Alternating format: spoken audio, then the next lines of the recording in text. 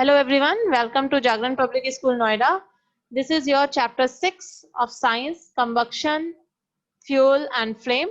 So today in this session we will learn something about the combustion and the fuel. So this is combustion, flame and fuel chapter 6, and in this session we are going to start combustion and some part of fuel. So what do you mean by combustion? As you are looking at the diagram, some flames are there, some light is there, but obviously if light and flame is there, so heat should be there. So combustion is a type of chemical reaction which take place with the release of heat and light energy. So when air or oxygen which help in burning is called supporter of combustion. So some supporters which is required for the combustions are air, oxygen, material and the ignition temperature. Means the temperature which is minimum temperature required to start the substance to catch fire. So it is a chemical process in which a substance react with oxygen to give off heat is called combustion. You can say like that. The substance which undergo combustions are known as combustible substance.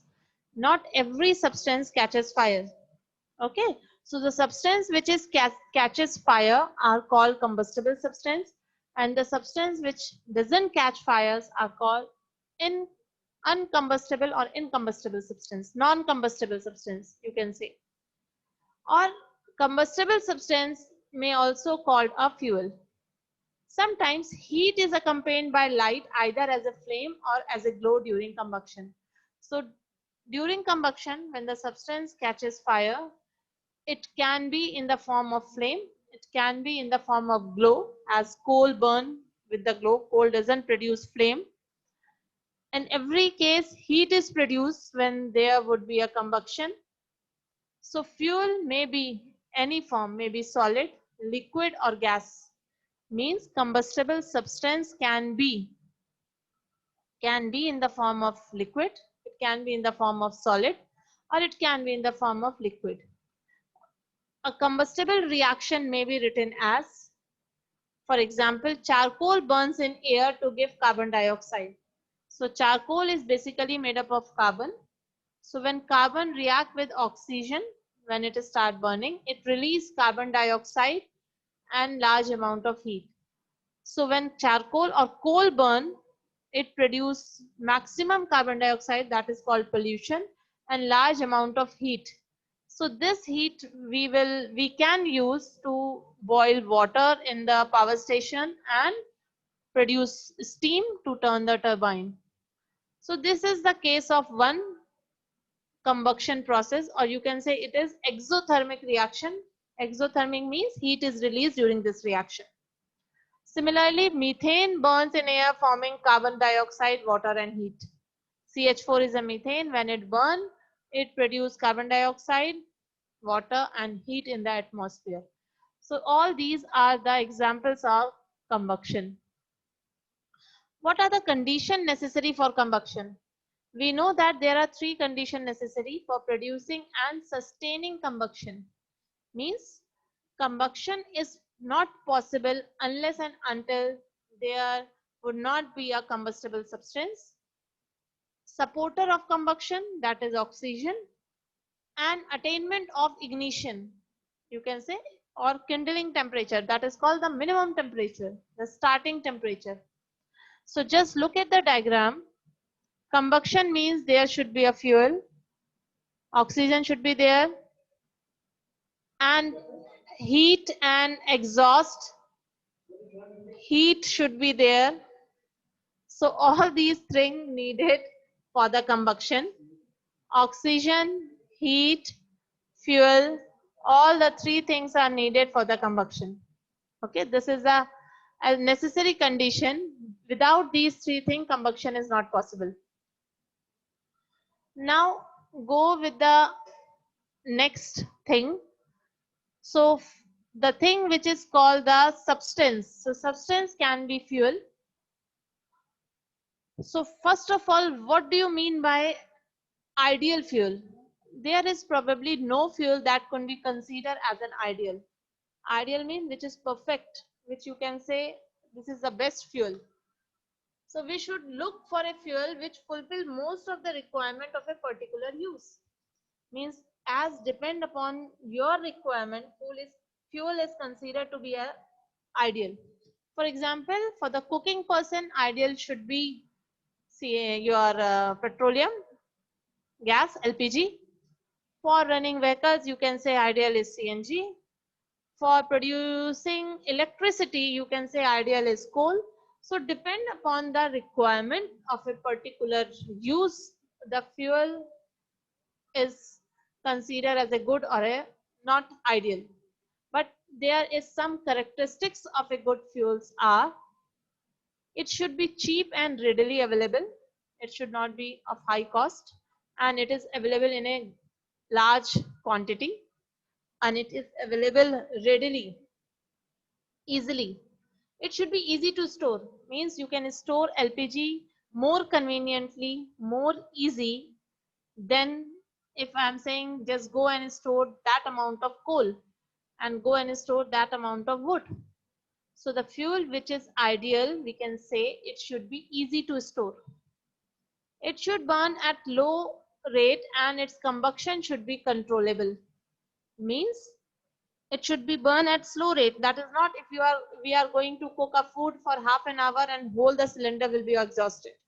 Then it should burn with a slow rate, and with that slow rate a high amount of heat should be produced.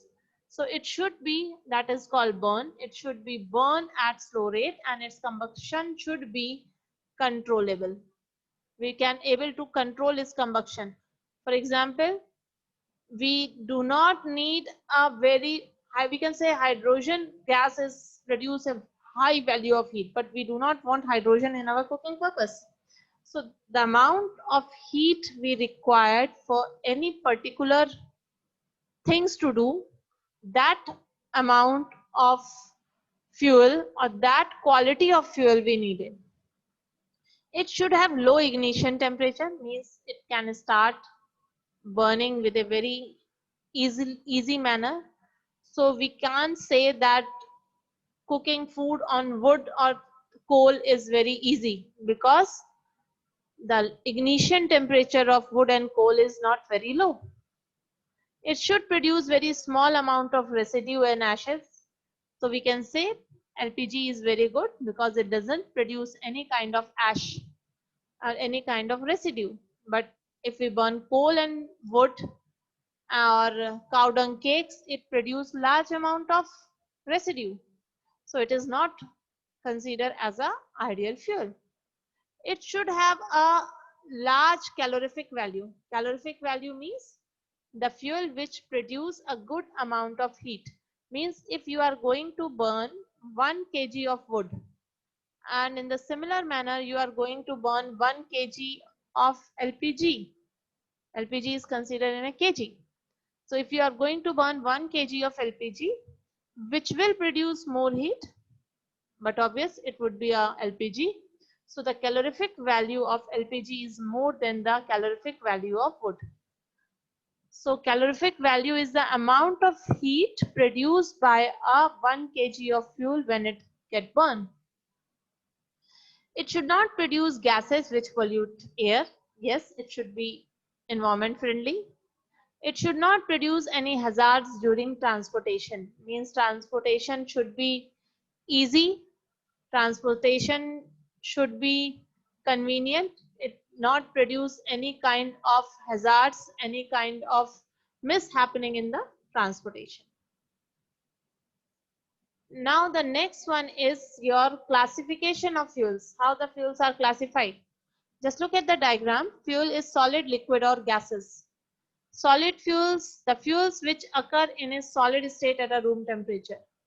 That is wood, your charcoal. Charcoal is a wood made up of wood. When wood is burned in the insufficient supply of oxygen, it turns into charcoal. In Hindi, it is called the kacha koila. That is called charcoal, wood charcoal. Coal and coke, it is all the solid fuels. Then come to the liquid fuels. The fuels which occur in a liquid state at room temperature are called liquid fuels. Example, liquefying hydrogen, petrol, oil, kerosene, diesel, all of these. Gaseous fuel, the fuel which occur gaseous state at the room temperature, like your CNG, LPG. LPG is liquefied petroleum gas, but when it comes out from the cylinder, it becomes gas. Water gas, producer gas, coal gas, these are all the gaseous fuel. So fuel can be considered in many ways. Now the types of fuels, again, this is the diagram. Solid fuel, you can say it is a wood. Liquid fuel is kerosene, which we use in the lamps. That is charcoal, LPG. This is your auto, that CNG is used, that is gas. But fuel can be considered as primary and secondary. Primary means whatever we are getting as it is from the nature, like wood, peat, natural gas, crude oil. But secondary fuels are those fuels which we get from the primary fuel. For example, we get petrol and LPG from crude oil.